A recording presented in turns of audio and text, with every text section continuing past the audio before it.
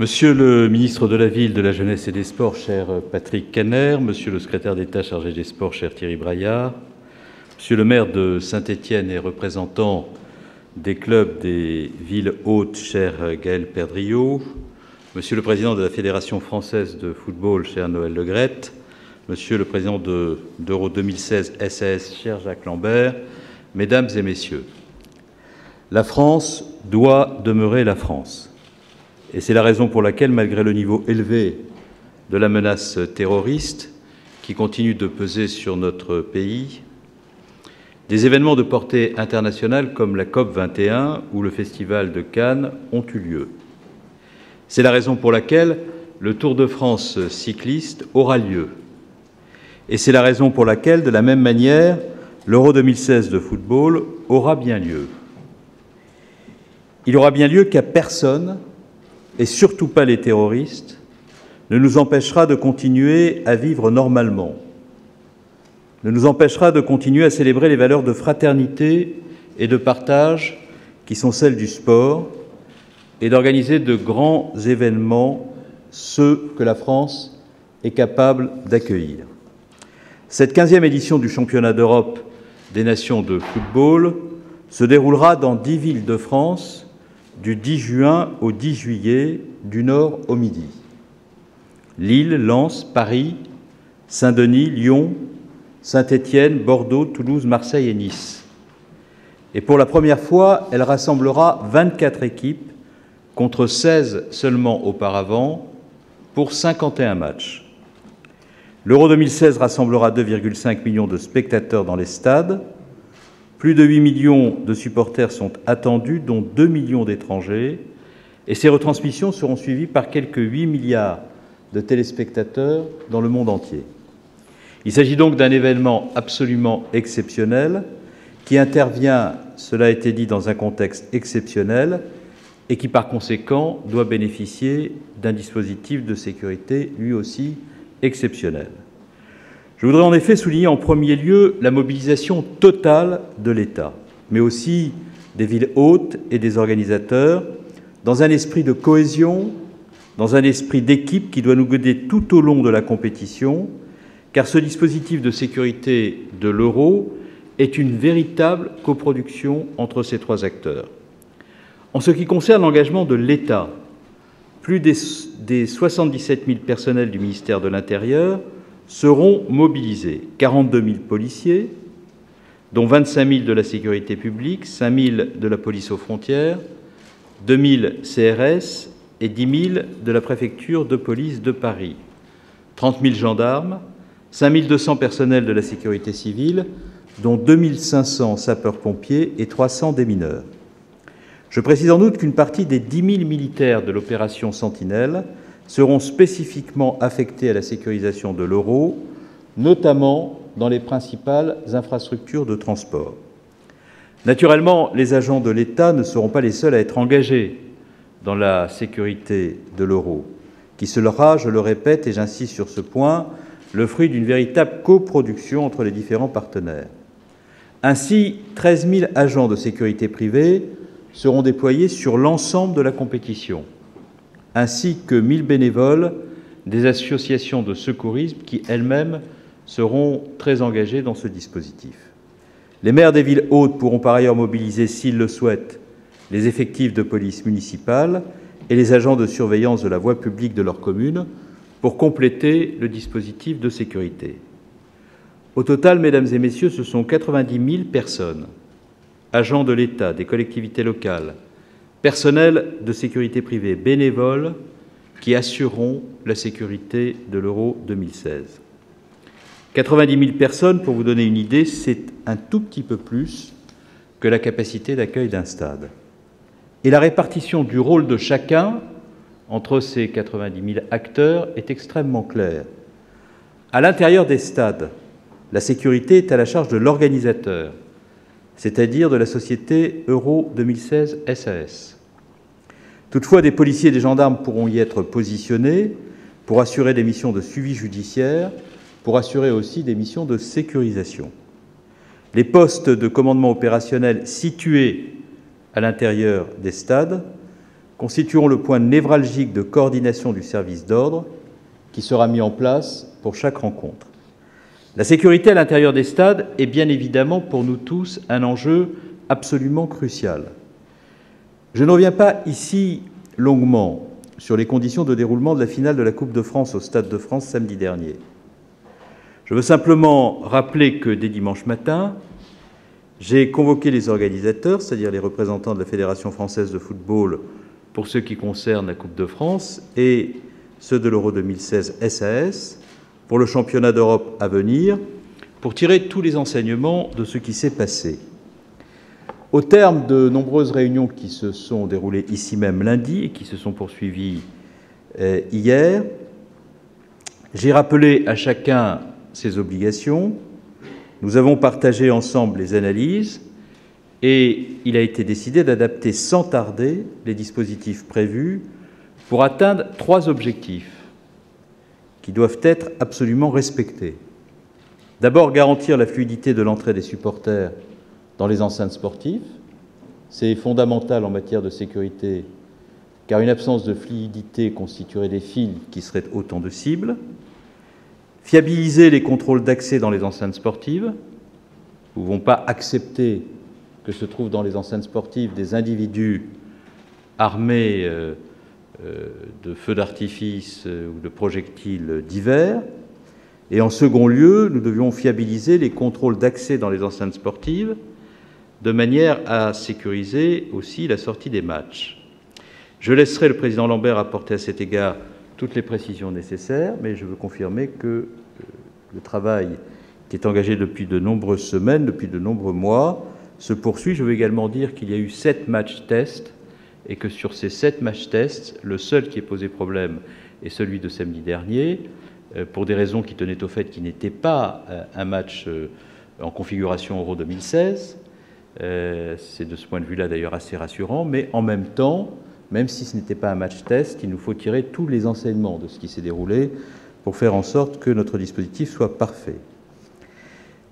Des mesures qui visent à atteindre les mêmes objectifs que ceux que j'ai assignés en termes de fluidité des entrées, des sorties, de sécurisation des matchs s'appliqueront également aux fan zones, espaces dédiés à la retransmission télévisée des matchs dans un cadre festif, comprenant en outre des activités commerciales, de restauration et de divertissement. Leur organisation comme leur sécurité interne sont à la charge des collectivités territoriales. Les fan zones seront des sites nécessairement clos, qui bénéficieront d'une vidéoprotection et dont les accès seront contrôlés de sorte que tout spectateur y entrant fasse préalablement l'objet de palpations de sécurité et d'une inspection visuelle des effets transportés. Dans les stades, comme dans les fan zones, l'ensemble des personnels travaillant ou y exerçant une activité de service aura fait l'objet d'un criblage en vue d'une accréditation. À l'extérieur des stades, les effectifs de police et de gendarmerie seront prépositionnés à la périphérie des enceintes pour y assurer l'ordre public et être en mesure d'intervenir, y compris dans le stade, si cela devait se révéler nécessaire. Selon le même principe, les forces de l'ordre assureront la protection périphérique des fan zones et assureront bien entendu la sécurisation des flux. J'entends les objections formulées par ceux qui considèrent que ces fan zones auraient dû être abandonnées. Mais je pose à ce moment-là la question: comment escompterait-il que la sécurité de supporters dispersés en tout point des villes, dans des lieux ouverts et dont l'accès ne serait pas, par définition, contrôlé, puisse être assurée? Donc, comme l'a rappelé le Premier ministre ces derniers jours, comme l'a rappelé également le président Alain Juppé, sauf événement ou menace circonstanciée, ces fan zones seront maintenues selon un protocole adapté et exigeant. Et bien entendu, nous nous réservons la possibilité, à tout moment, en fonction des informations dont nous pourrions disposer, d'adapter jusqu'à la dernière minute notre dispositif de manière à ce que la fête soit au rendez-vous par un haut niveau de sécurité garanti. C'est d'ailleurs cette même exigence de sécurité qui m'a conduit à exiger qu'en dehors des fan zones, et notamment dans les agglomérations qui n'accueillent pas la compétition, la retransmission éventuelle des matchs ne se déroule pas dans des espaces publics ouverts, mais dans des lieux clos dont l'accès pourrait être contrôlé. Il peut s'agir de stades, il peut s'agir de salles omnisports, de salles de spectacle, de parcs d'exposition, pour ne prendre que quelques exemples, mais les retransmissions dans des espaces non sécurisés ne seront pas autorisées. La sécurité intérieure des camps de base des équipes, comme des hôtels de transfert, sont à la charge des équipes nationales et de leurs organisateurs, tandis que leur protection extérieure est prise en compte par les forces de sécurité de l'État. Cette organisation a fait l'objet d'un protocole entre l'État et la Fédération française de football, entre l'État, les organisateurs et les villes hôtes. Le rôle de chacun au sein de l'équipe de sécurité de l'Euro 2016 est donc, comme je viens de vous l'indiquer, parfaitement défini. Je pense que chacun ici comprendra bien qu'il est essentiel qu'il soit à son poste et joue collectif en toutes circonstances. C'est l'essentiel car nous avons à faire face principalement à une double menace, la menace terroriste et la menace d'éventuels débordements violents de hooligans. Face à ces deux menaces, je rappelle que le travail préventif de contrôle aux frontières, notamment par les agents de la police de l'air et des frontières, mais également les autres forces de sécurité, est absolument déterminant. Depuis le rétablissement des contrôles aux frontières le 13 novembre dernier, donc depuis un peu plus de 6 mois, 35 millions de personnes ont été contrôlées, dans les deux sens, sur l'ensemble de nos frontières terrestres, aériennes, maritimes, et plus de 18 000 individus ont été refoulés à l'entrée du territoire. Ce travail très utile pour éviter l'entrée d'individus dangereux va, bien entendu, se poursuivre. Je rappelle également que j'ai présenté le 19 avril dernier un nouveau schéma national d'intervention des forces rapides, RAID, GIGN, BRI, afin de permettre leur parfaite coordination opérationnelle et leur intervention en tout point du territoire, et ce le plus rapidement possible, si un événement tragique rendait cette intervention nécessaire. RAID et GIGN seront d'ailleurs engagés dans chacun des stades de la compétition, comme aux abords immédiats de chaque fan zone, pour intervenir sans délai à la moindre menace. Une cellule d'analyse des risques rassemblant aussi bien les acteurs concourant au renseignement intérieur et extérieur que ceux œuvrant en matière de sécurité publique, sera activée 7 jours sur 7 et 24 heures sur 24 pour fournir en temps réel et avant chaque rencontre un état des différents risques et menaces sur les lieux des matchs eux-mêmes, mais aussi sur les autres sites susceptibles d'être concernés, afin que les préfets et l'échelon central puissent adapter en permanence les dispositifs opérationnels de terrain. Les réseaux Europol et Interpol sont bien entendu mobilisés dès à présent, ainsi que l'ensemble des outils d'échange d'informations entre les polices nationales. Je précise qu'à ce titre, chaque État participant à l'Euro, par l'intermédiaire de son équipe nationale, envoie en France 8 officiers de liaison pour identifier les éventuelles personnes à risque, qu'elles soient liées à des groupes de supporters radicaux, à des groupuscules violents ou à des activités terroristes. 6 par pays prendront place dans les stades pour chaque match et 2 seront positionnés au Centre de coopération police internationale que j'inaugurerai à Logne le 7 juin prochain.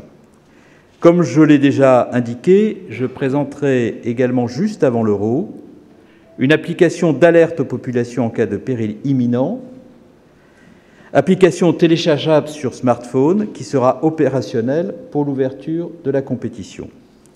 Faisons tout pour éviter une attaque terroriste et nous nous préparons également à y répondre si elle devait intervenir.